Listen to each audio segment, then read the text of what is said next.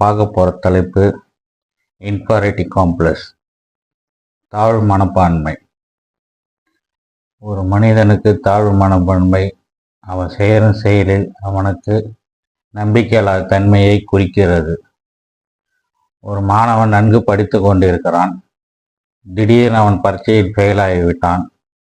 அதற்கு காரணம் என்ன என்று பார்த்தால், அவனுக்கு படித்ததில் கவனம் சிதறல் ஏற்பட்டிருந்தது.